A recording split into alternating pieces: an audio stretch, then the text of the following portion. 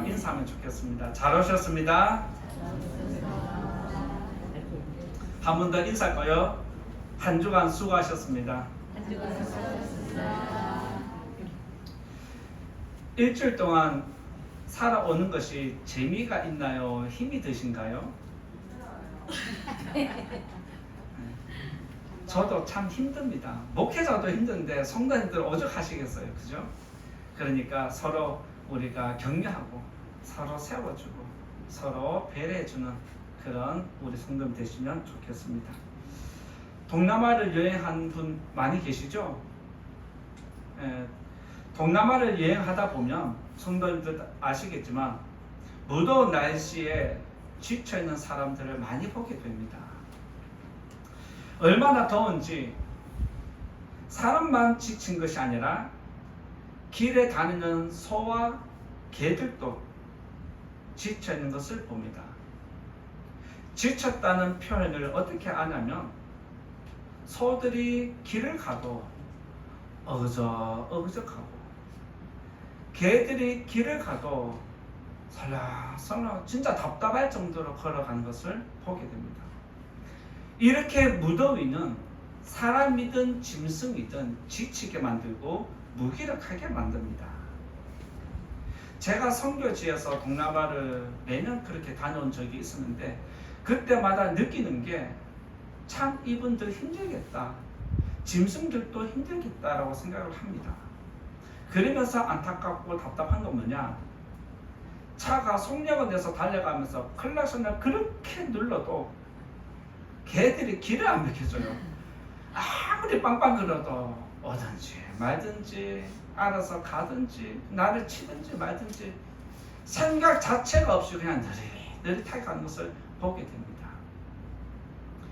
뿐만 아니라 소들도 마찬가지예요. 클락션을 누르고 소를 치는 사람들이 있어도 클락션을 눌러도 치든지 말든지 알아서 가세요. 그런 모습을 보면서 더위가 사람을 이렇게 무기력하게 만들구나. 나도 만약에 한국에서 태어나지 않고 이 땅에서 태어났으면 나도 저 사람들처럼 당연하게 저렇게 살아가겠구나 하는 것을 느꼈습니다. 이렇게 사람들이 무기력하게 느릿하게 사는데 밤만 되면 별천지가 펼쳐집니다. 동남아 야시장 한번 다녀오신 적 있으신가요? 동남아 야시장 가면 사람들이 북적북적거리고 짐승들도 그곳에 가면 힘이 있어요. 낮에 그렇게 너적너적 움직이던 개와 짐승들이 사람들이 야시장만 가면 활기가 넘쳐가지고 난리가 납니다. 이런 모습을 보고 제가 좀 신선한 충격을 받았습니다. 무더위 있는 사람을 이렇게 무기력하게 만들더니 시원한 바람이 부는 저녁이 되니까 사람이고 짐승이고 활력이 일어나는구나. 그 모습을 보면서 환경이 이렇게 사람들을 만들고 사람이 그 환경에 맞추어 가는구나 라고 생각을 해보았습니다. 무더위는 우리들의 삶을 그렇게 무기력하게 만들었습니다. 뉴스를 보니까 최장 기간의 폭염이 이제 멈추었다라고 뉴스에 보도되고 이제 조금씩 살만하다라는 뉴스가 나왔습니다. 그 모습을 보면서 이제 우리도 좀 다시 무기력함을 떨쳐야 되겠구나. 다시 한 번 더 찬바람이 부는 이때 성도님들이 힘을 내면 좋겠구나 라는 생각을 하면서 여러분들에게 다시 한번 생활에 활기가 일어나고 믿음 생활에도 활기가 일어나는 성도님 되기를 예수님 이름으로 부탁을 드립니다. 우리가 믿음 생활하는 이유와 목적이 있습니다. 여러분이 믿음 생활하는 이유와 목적이 있는데 이유와 목적을 알고 믿음 생활하는 성도와 이유와 목적을 모르고 믿음 생활하는 사람은 다른 모습으로 나타납니다. 이 자리에 계신 분들 믿음 생활 하시잖아요? 이유와 목적을 알고는 계십니까? 우리 성도님들은 너무 똑똑해서 다 아실 것 같아요. 그죠? 네, 제 마음을 다 아셔서 또 이렇게 잘 아실 줄 믿습니다. 성경은 구원을 알려주는 책입니다. 맞습니까? 성경은 무엇을 알려준다? 구원을 알려주는 책이다. 그러면 이 구원은 사람의 방법으로 구원을 얻는 걸 알려줄까요? 하나님의 방법을 알려줄까요? 맞습니다. 성경은 구원을 알려주는데 사람의 방법으로 구원을 얻는 게 아니라 하나님의 방법으로 구원 얻는 방법을 알려줍니다. 성경에는 그래서 하나님의 구원 방법이 기록되어 있습니다.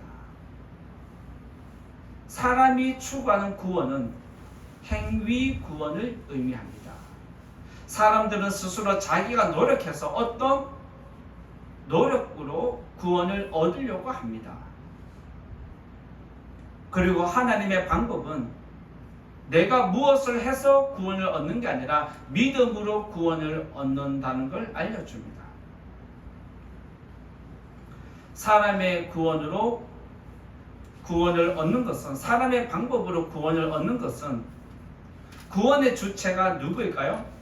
사람입니다. 사람의 방법으로 구원을 얻는 건 사람이 주체가 되고, 하나님의 방법으로 구원을 얻는 것은 구원의 주체가 누구다?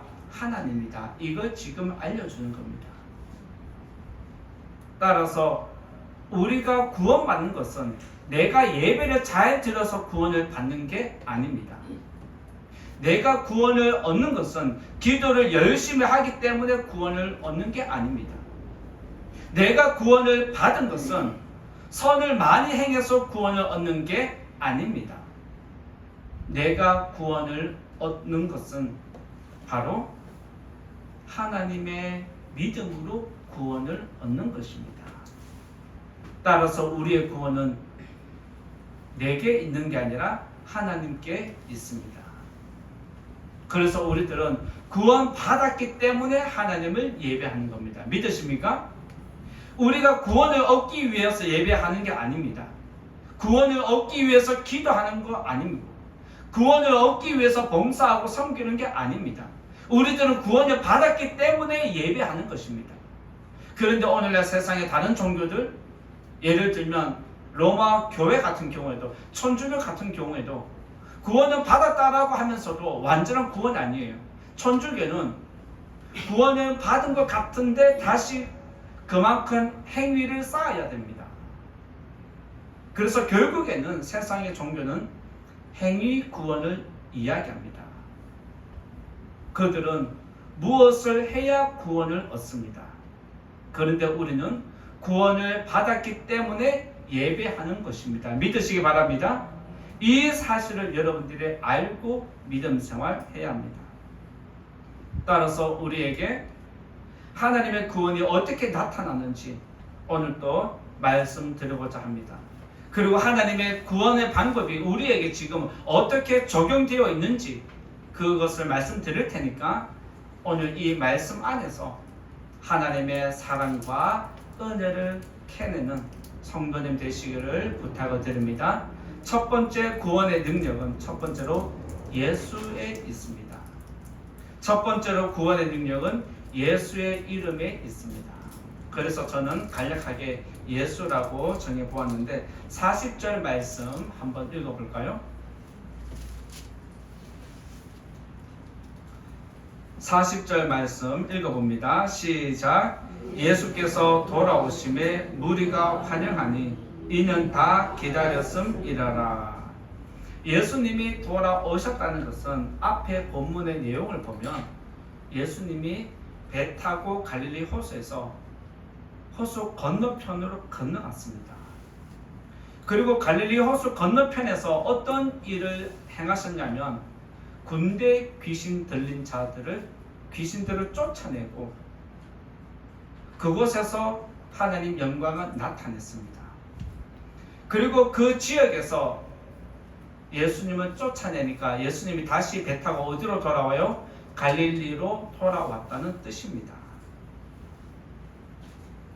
그리고 예수님이 돌아오는데 예수님을 기다리는 무리가 있습니다. 그리고 그 무리들이 예수님이 돌아오는 것을 보고 환영했다라는 표현이 있는데, 그만큼 예수님을 기다리는, 예수님을 사모하는, 예수님의 구원을 기다리는 백성이 있다는 뜻입니다. 그리고 이것을 오늘날로 이야기하면 예수님의 팬클럽이 기다리고 있다는 뜻입니다. 연예인이 외국에 공연을 나갔다가 돌아오면 그를 따르는 팬클럽이 공항에 마중을 나가는데 엄청난 숫자가 나갑니다. 그들은 연예인이 그들을 알아주는 것도 아니고 구원해 주는 것도 아닌데 그렇게 몰려가요. 예수님은 우리들에게 인생의 모든 문제를 해결해주고 내게로 와서 기도하면 내가 너희들을 다 품어주겠다 말씀함에도 불구하고, 구원자가 되심에도 불구하고 오늘날 사람들은 예수님 찾아서 교회로 나오지 않습니다.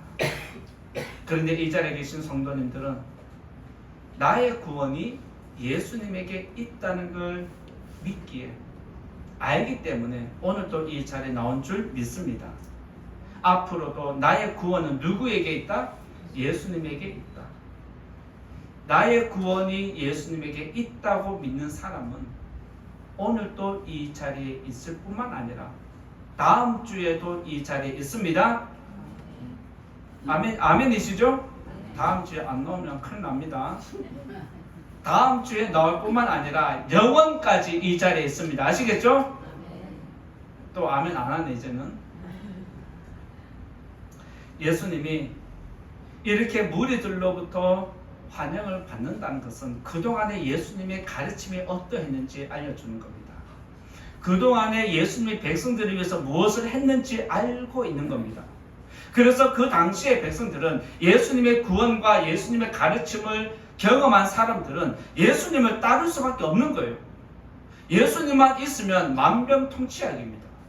그래서 백성들은 나에게 어떤 아픔만 생기면 예수님 도와주세요, 예수님 살려주세요 찾아가면 해결되니까 예수님을 기다리는 겁니다. 한쪽에서는 예수님을 쫓아내는데 한쪽에서 예수님을 기다리고 있습니다. 오늘 이 자리에 나오신 여러분들이 갈릴리의 백성들처럼 오늘 또 예수님을 기다리는 백성들인 줄 믿습니다. 앞으로도 여러분의 그 간절함이 주님 앞에 상달되기를 소원합니다. 그런데 아무리 기적을 일으킨 예수님이고 귀신을 쫓아낸 예수님이라 해도 난관이 있는 것 아니겠습니까? 지금까지 신선한 가르침으로 충격을 받아서 백성들이 따라다니고 기적을 베풀어서 예수님 따라다니는데 오늘 이보다 조금 더 난해한 문제를 예수님이 직면합니다. 그게 뭐냐면 오늘 말씀 보면 41절과 42절에 난해한 문제가 등장합니다. 41절, 42절 읽어볼까요? 시작. 이에 회당장인 야이로라 하는 사람이 와서 예수의 발 아래 엎드려 자기 집에 오시기를 간구하니 이는 자기에게 12살 된 외딸이 있어 죽어감이라라. 예수께서 가실 때에 무리가 밀려들더라. 지금 회당장이라는 야이로, 그 딸이 죽어가고 있는 사실입니다. 지금까지 예수님은 안전뱅이를 일으키고 귀신 들린 자를 쫓아내고 여러 기적으로 환자들을 고쳐주셨습니다. 그런데 지금은 죽고 사는 문제에 직면했습니다. 예수님도 인간인데 기적은 베풀어도 설마 죽어가는 사람을 살리겠냐? 이것이 우리에게 일어나는 의문입니다. 당시의 회당장은 그 당시의 사회, 그 주변의 사회를 대표하는 대표자입니다. 예를 들면 요즘으로 이야기하면 구의원 정도 되는 신분이 높은 사람입니다. 구의원의 신분이 높나요? 여러분이 무시하면 무시하는 자리고 높다면 높은 자리입니다. 그죠? 예. 그 당시에 회당장은 주변의 백성들을 다 통솔하는 지도자였고 그만큼 지적인 수준이나 인격 수준이나 덕이 있어야 가능한 자리입니다. 사회적으로 볼 때 그는 다른 사람들을 가르치고 이끌고 다스리는 사람입니다. 그런데 그런 사람이 예수님 발 아래에 엎드렸다는 것은 예수님을 인정한다는 뜻입니다. 예수님이 나보다 높다는 뜻입니다. 예수님이 나의 주인이라는 뜻으로 발 아래 엎드리는 것입니다. 많은 백성들이 있는데 회당장이 예수님 발 앞에 엎드려서 당신은 나의 주인입니다 라는 고백을 할 때 여러분들 얼마나 충격받겠습니까? 서울시장이 김일구 목사한테 갑자기 찾아와서 발에 입을 맞췄다. 그럼 여러분들이 이해가 되십니까? 내가 아는 김일구 목사는 그냥 우리하고 평범하고 똑같은데 서울시장이 발을 맞춰? 이해가 안 되는 거예요. 지금 그 상황이 지금 회당장이 예수님 발 앞에 엎드렸다는 겁니다. 그만큼 야이로의 마음이, 아버지의 마음이 주변을 둘러볼 수 없을 정도로 간절하다는 걸 알려줍니다. 사회적인 신분이 뭐가 중요합니까? 내 자존심이 내 자식보다 중요합니까? 내 자식이 죽어가는데 다른 사람 눈치를 봅니까? 구원을 얻을 수만 있다면, 죽어가는 내 자녀를 살릴 수만 있다면, 사회적인 신분이고 나이고 다 떠나서 무조건 살려달라고 기도하는 게 믿음이라는 겁니다. 이 자리에 계신 성도님들, 여러분들이 기도하는 내용 중에 자존심을 갖고 기도하는 게 종종 있습니다. 사회적인 신분과 사회적인 체면 때문에 내가 이렇게 기도하면 사람들이 나를 어떻게 볼까? 사람들을 의식해서 기도를 진실하게 못하는 성도들이 의외로 많이 있습니다. 그것은 진짜로 간절한 믿음이 아닙니다. 회당장은 자기 자녀를 살리기 위해서 사람들이 어떻게 보든지 자기 딸을 구원하기 위해서 예수님 앞에 엎드렸다는 사실을 기억해야 합니다. 이만큼 다급하면 물불 가리지 않습니다. 다급하면 구원을 얻을 수만 있다면, 살릴 수만 있다면 무조건 하고 보는 게 믿음이고 간절함입니다. 믿으시기 바랍니다. 여러분들이 정말 간절하다면 오늘 이 자리에 나와서 예수님 앞에 물불 가리지 않고 도와달라고, 살려달라고 기도해야 됩니다. 믿습니까? 오늘도 이 자리에 나오신 성도님들, 나의 구원은 예수의 이름에 있다 믿으시기 바랍니다. 아멘. 회당장이 왜 이렇게 했느냐? 내 딸을 살릴 수 있는 분은 예수님이 가능하다는 거예요.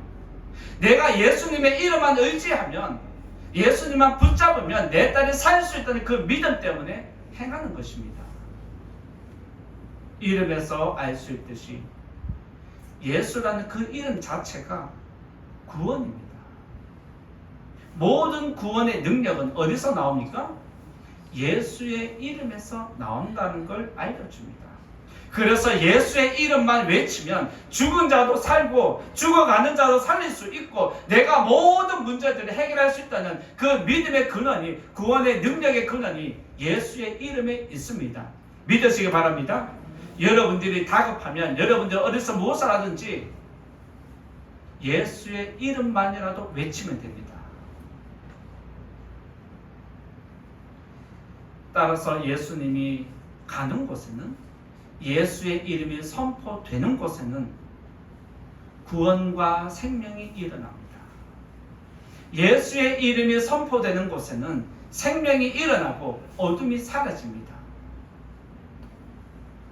예수의 이름이 여러분들의 입을 통해서 선포될 때 여러분의 심령의 어둠은 사라지고 여러분의 심령의 죽음으로 가득 찬 모든 공포와 두려움도 사라지는 줄 믿으시기 바랍니다.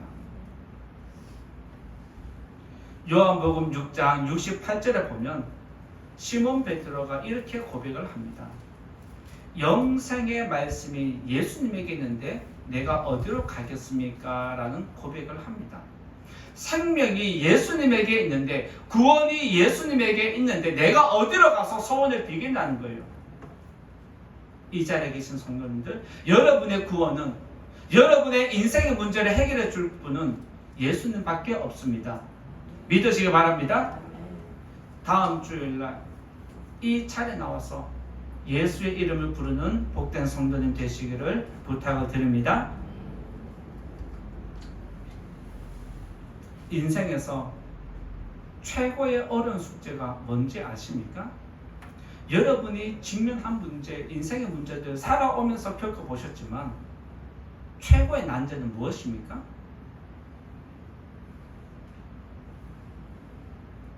죽음입니다. 다른 문제는 내가 하면 되고 다른 손을 빌리면 됩니다. 그런데 죽음의 문제는 내 스스로 해결할 수 없고 다른 사람도 해결해 줄 수 없습니다. 모든 인생의 난제는 죽음의 문제입니다. 그런데 죽음의 문제를 해결하는 분이 나타났습니다. 바로 예수 그리스도입니다. 믿습니까? 여러분이 영생을 얻고자 원하고 내가 죽음을 이기고 싶다면 예수님을 믿어야 합니다. 인생의 모든 난제는 예수님을 만날 때 가능합니다. 왜 야이로가 죽음의 문제를 예수님께 의탁하고 예수님이 이 문제를 해결해 주느냐? 너희들의 모든 인생의 문제는 죽음을 해결해 주는 것은 너희들의 다른 모든 문제들도 내가 해결할 수 있다는 겁니다. 믿으시기 바랍니다. 죽음의 문제를 해결한다는 것은 그 밑에 문제들 다 저절로 해결됩니다. 믿으시기 바랍니다. 고3 학생이 수능을 앞두고 문제를 풀면 초급 문제가 있고 중급 문제가 있고 고급 문제가 있고 그 위에 난해 문제가 있습니다. 문제집도 수준이 있습니다. 문제집도 수준이 있는데 어떤 문제집을 푸느냐에 따라서 그 학생의 지적인 수준이 판가름 납니다. 그런데 그 학생이 난해한 문제는 푸는데 초급 문제를 못 풀면 이런 일이 있을까요? 그건 불가능합니다. 초급을 거치고 중급을 거치고 고급을 거치고 난해한 문제까지 풀 때에 그 사람의 실력이 있는 것처럼 난해한 문제를 푼다는 것은 그 밑에 문제는 자동적으로 다 저절로 해결한다는 뜻입니다. 마찬가지로 인생의 문제에서 가장 중요한 죽음의 문제를 해결한다는 건 다른 인생의 모든 문제들을 내가 해결할 수 있다는 겁니다. 믿으시기 바랍니다. 여러분의 문제들, 여러분의 구원은 예수의 이름에 있습니다. 이 사실을 꼭 기억하고 예수님 도와주세요. 예수님 살려주세요. 예수님 나를 지켜주세요. 예수님 나를 악으로부터 보호해 주세요. 항상 예수의 이름을 여러분의 입으로 고백하고 시인하는 복된 성도님 되시기를 축복합니다. 두 번째로 말씀드릴 것은 구원의 능력은 두 번째로 믿음입니다. 구원의 능력은 어디서 나오느냐? 믿음에서 나온다는 걸 말씀드리고자 하는데 43절, 44절 읽어보겠습니다. 43절, 44절 같이 읽어봅니다. 시작. 이에 12해를 혈루증으로 앓는 중에 아무에게도 고침을 받지 못하던 여자가 예수의 뒤로 와서 그의 옷가에 손을 대니 혈루증이 즉시 그쳤더라. 야이로의 딸을 살리기 위해서 길 가는 도중에 갑자기 한 여자가 등장합니다. 그리고 이 여자가 누구인지 자세히 알려주는데 12년 동안 혈루증을 앓고 있는 여인이라고 소개를 합니다. 12년 동안 혈루증을 앓았다는 것은 부정한 여인이라는 걸 암시합니다. 부정한 여인을 성경으로 다르게 해석을 하면 여자는 죄인이라는 뜻입니다. 12년 동안 평생 죄인이라는 낙인이 찍힌 채 살아온 여인입니다. 현대어로 바꿔서 이야기하면 재수 없는 사람이 옴부통교, 재수 없는 여인이 등장한 것입니다. 유대인들은 거룩함과 부정함에 굉장히 민감한 사람들입니다. 그래서 자신의 삶을 거룩하게 지키려고 엄청 노력하는데 부정한 사람이 갑자기 딱 나타나면 갑자기 찬바람이 휙 붑니다. 여러분들이 재밌게 이야기 막 하고 있는데 모든 사람들이 싫어하는 한 사람이 딱 들어왔다. 그러면 따뜻한 분위기로 그 사람을 덮어줍니까? 아니면 갑자기 찬바람이 슉 하고 불고 지나갑니까? 우리 교회에 노숙자 한 분이 들어왔다. 그리스도의 사랑으로 덮어줍니까? 찬바람이 슉 불고 지나갑니까? 참 난해하죠? 네. 지금 딱 이 분위기입니다. 12년 동안 이 여인은 어디를 가도 인정받지 못하는 사람이었고, 어디를 가도 외면당하는 사람이었고, 어디를 가도 무시당하는 사람이었습니다. 여러분들 무시당할 때 진짜 불쾌하고 기분 나쁜 거 아시죠? 내가 저 사람 찬바람 하고 지나갈 때는 기분 좋은데 내가 찬바람 당하면 미쳐버리죠. 내가 하는 건 괜찮고 남이 하면 안 되는 거, 이게 인간의 죄성입니다. 이렇게 부정한 여인이 가까이 왔을 때 모든 사람들은 다 피했고 무시했습니다. 그리고 무시하는 행동이 무엇일까요? 눈으로 흘겨봅니다. 저게 또 왔나. 장애인들이 굉장히 힘들어하는 게 뭐냐면 비장애인들이 눈으로 나를 흘겨보는 것, 자꾸 쳐다보는 것을 불편합니다. 그 시선이 얼마나 싫은지 다 아시죠? 여러분이 싫어하고 나를 싫어하는 사람이 나를 눈으로 흘겨본다. 기분 좋은 사람 누가 있습니까?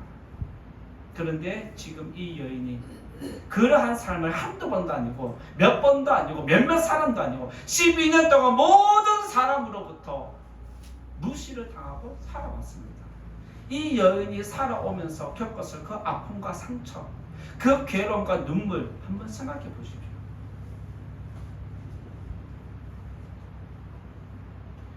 그렇게 수모를 겪고 억울한 삶을 살아온 여인에게 구원이라는 단어가 떠오릅니다.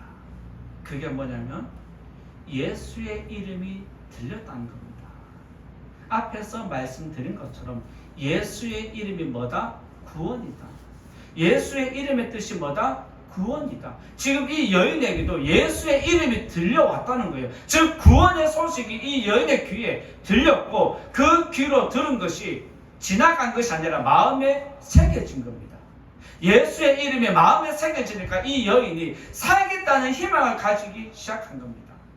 나를 구원해 줄 분은 이분이다라고 직감하고 이 여인이 어떻게 해서든지 예수님을 만나고 싶은 간절한 마음이 일어나는 겁니다.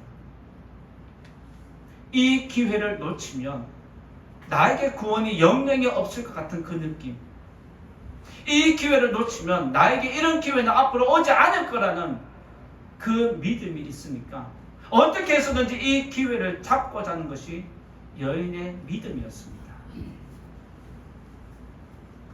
결국에는 여인과 예수님이 만났습니다. 할렐루야. 여인의 유출병과 예수님의 겉옷은 무슨 의미가 있냐면 인간의 부정이 있습니다. 여인의 유출병은 인간의 죄를 이야기합니다. 모든 사람은 죄인입니다. 모든 사람은 부정한 사람입니다. 모든 사람의 부정을 대표하는 게 여인의 유출병입니다. 그러면 예수님의 겉옷은 무엇입니까? 하나님의 거룩을 상징합니다. 예수님의 겉옷은 하나님의 거룩을 상징합니다. 사람은 자신의 죄를 깨끗하게 할 수 없습니다. 그러면 우리의 죄를 깨끗하게 하는 방법이 있다. 무엇일까요? 예수님의 옷을 잡는 겁니다. 예수님을 믿는 것입니다. 성경에 보면 죄인이 부정한 여자가 만지는 모든 것은 부정해진다고 성경이 기록해 놓았습니다. 다시 말씀드리면 유대 사회 사람들이 이 여인을 12년 동안 무시하고 외면한 건 무엇 때문일까요? 내가 저 여인과 접촉하면 내 거룩성이 무너진다는 걸 아는 겁니다. 그래서 어떻게 해서든지 그 여인과 부딪히지 않아야 됩니다. 여인이 만지는 모든 것은 부정해지는데 이 여인이 지금 뭐를 하고자 합니까? 예수님의 옷을 잡으려 하는 거예요. 자, 그러면 이 여인이 예수님의 옷을 잡으면 부정해지는 게 정상입니다. 그런데 성경을 보면 부정한 여인이 예수님의 옷을 만졌음에도 불구하고 예수님이 부정해지지 않습니다. 오히려 하나님의 거룩함이 이 여인의 죄를, 하나님의 거룩함이 이 여인의 부정함을 깨끗하게 씻어내는 능력이 나타났습니다. 믿으시기 바랍니다. 인간은 하나님을 오염시킬 수 없습니다. 죄인은 하나님의 거룩성을 훼손할 수 없다는 뜻입니다. 오히려 하나님의 거룩성이 죄인의 죄를 씻을 수 있고 하나님의 거룩이 죄인의 죄를 덮을 수 있습니다. 그래서 우리들은 하나님을 만나면 모든 죄가 사함을 얻습니다. 믿으시기 바랍니다. 이것이 우리가 예수님의 옷자락을 붙잡아야 하는 이유입니다. 내가 죄인인데 내가 기도하면 하나님이 들어주시겠나? 이것이 우리의 마음입니다. 여러분들이 기도할 때 내가 죄를 짓고 내가 부족한 줄 알고 내가 내 자신의 추함을 아는데 이런 모습을 기도해도 되나? 라고 생각을 하면서 반신반의하면서 기도합니다. 하나님은 여러분의 모든 죄를 다 사하는 능력이 있습니다. 하나님은 모든 죄를 덮어주는 능력이 있습니다. 여러분의 믿음입니다. 여러분이 하나님의 거룩함을 믿으면, 내 모든 죄를 사는 줄 믿으면 무엇이든지 고하게 되어 있습니다. 그런데 여러분의 믿음이 약하면 온전하게 기도하지 못합니다. 결국에는 여러분의 믿음대로 기도하는 것입니다.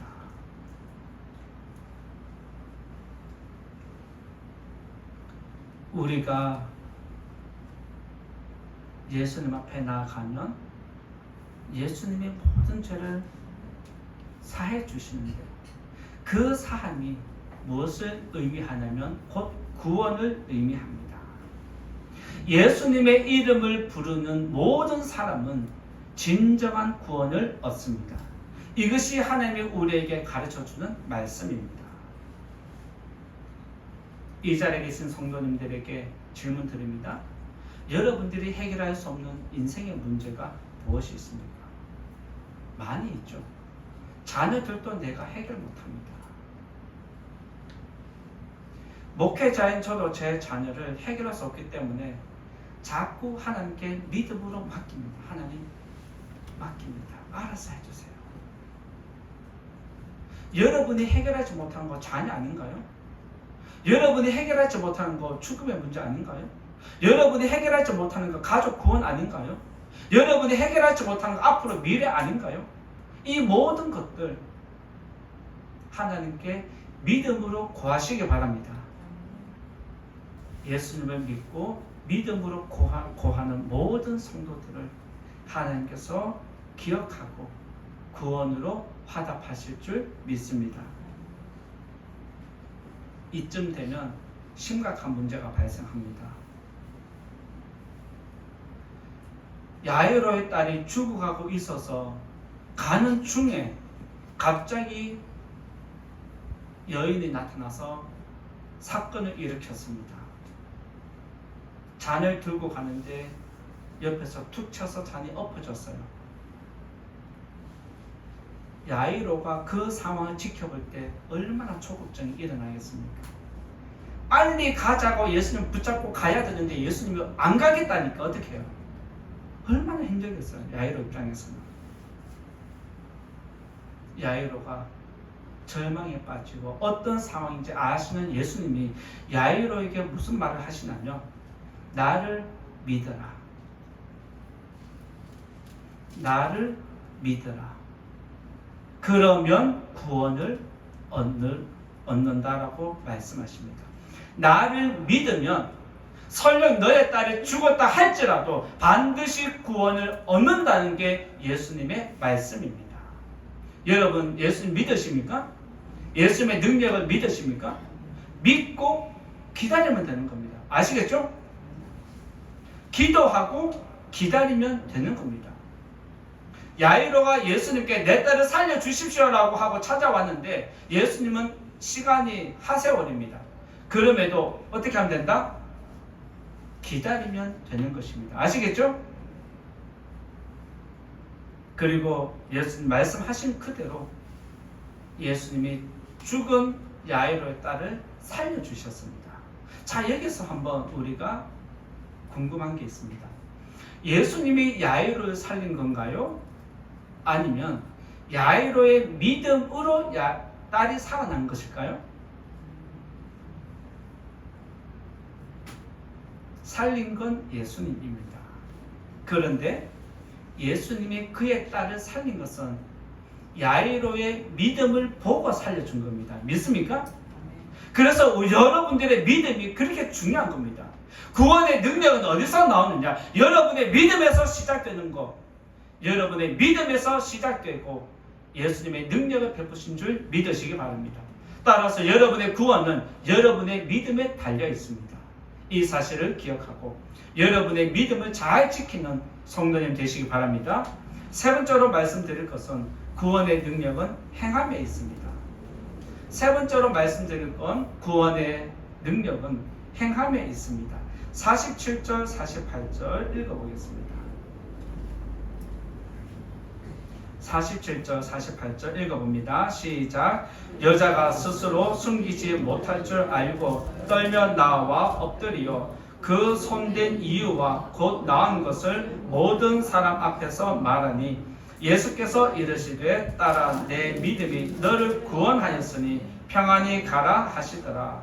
자, 여기서 47절 말씀 중간쯤에 보면 이런 말씀이 있습니다. 그 손댄 이유와 손댄 다음의 결과가 어떤지를 이야기하는 겁니다. 예수님이 여인을 불렀습니다. 그리고 왜 그렇게 했는지 자초지종을 이야기하게 했습니다. 그리고 이 여인이 내가 이런 병이 있었고 예수님의 옷만 만져도 회복되겠다는 믿음을 가졌다는 걸 이야기합니다.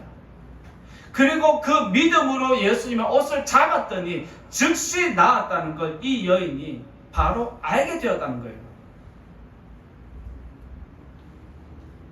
무슨 말일까요? 이 여인에게 나타난 구원의 능력은 믿음 플러스 행동입니다. 반드시 믿음은 행함을 요구합니다. 이 행함은 말씀의 순종입니다. 여러분에게 하나님이 어떤 성령의 감동으로 여러분의 마음에 어떤 말씀을 주시면 그 즉시 행하는 게 바로 구원을 이루는 방법입니다. 그래서 구원의 능력은 행함에서 나옵니다. 야고보는 2장 17절에서 행함이 없는 믿음은 죽은 것이다 라고 가르쳐 주었습니다. 즉 믿음이 있으면 행동이 따라야 한다는 겁니다. 만약에 믿음은 있는데 행동이 없다면 여러분의 믿음은 뭐다? 죽은 거라는 겁니다. 질문 드려볼까요? 이 자리에 계신 성도님들 오늘 말씀 듣고 가면 이 말씀대로 살아가십니까? 아니면 다 잊어버리고 내 생각대로 살아갑니까? 말씀을 들었으면 말씀대로 살기 위해서 노력을 하십니까? 안 하십니까?